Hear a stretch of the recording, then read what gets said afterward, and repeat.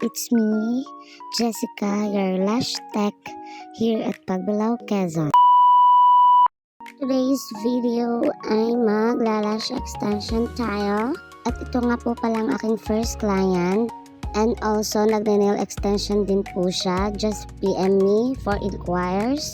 Binabaran ko nga po muna ng remover ang kanyang lashes. At ayan, for 5 minutes and 10 minutes ay natanggal na rin po ang kanyang lashes na 1 month na.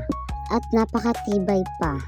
After ko ma-remove ang right side ay nila-shampoo ko muna siya at binalawan ng tubig para mas malinis siya paglalagay ng extension. Ang ipapalagay nga po pala ulit niya ay 9mm Classic Lash Extension. Itong client kong to hindi talaga to nagpapalagay ng mahaba.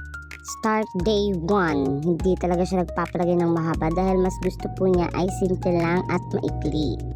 It's mean look natural. Take note, this is my clients for 2 years mahigit. Start nung mismo nagsimula ako dito sa Pagbilao from Cebu. Nakilala niya ako ay sa mga post lang. Sa mga post ko lang sa mga groups, araw-araw kong pag-post noon.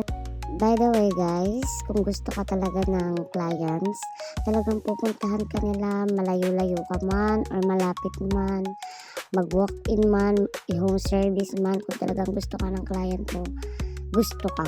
At ikaw ang gustong gumawa sa mga pilik mata nila. Kaya thank you naman po sa mga clients ko dyan na napakatagal nang pabalik-balik sa akin. Thank you so much sa mga bago. Thank you so much.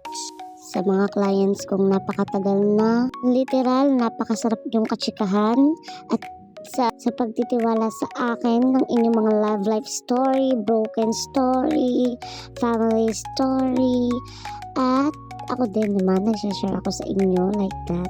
Pero lahat ng tsikahan ay walang nakakalabas, maging sino man, maging saan man. Nakakataba ng puso, nakakatuwa dahil nagtitiwala kayo sa akin. You can share your life, your story, and thank you for that dahil alam kong comfortable kayong magsabi sa akin at ako din naman. At ayan na nga mga mi, tapos na yung right side, so left side naman. And totally mahapdi po talaga medyo yung remover, kaya medyo napapapikit talaga si client ng sobra. Manipis at maikli lang po ang kanyang pilik, kaya mas maganda at bagay din talaga sa kanyang naka-extension kahit natural look lang.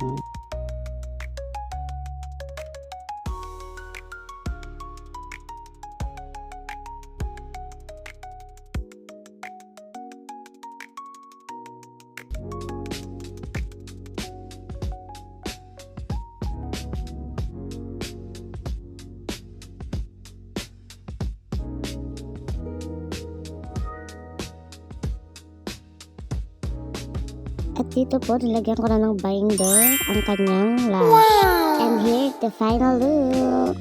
Simple. Tigilan, di ko siya titigilan. When she comes, di ko siya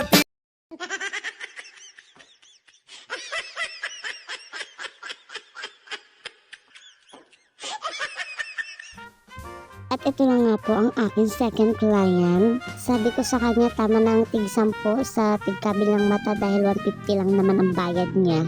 Ayaw, di ma. Ang gagawin ko na pong lashes sa kanya ay Y-Lashes Extension. Looking natural lang din po itong extension na ito. At sabi pa niya, guys, dalian ko daw, pakibilisan daw. Wow! E bagiwa 150 ang budget mo, bubuan ko pa yan ng glue eh. Charis! Baklang to!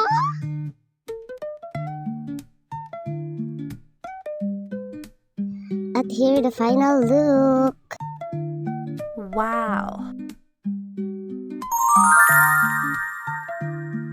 That's all. Thank you for watching.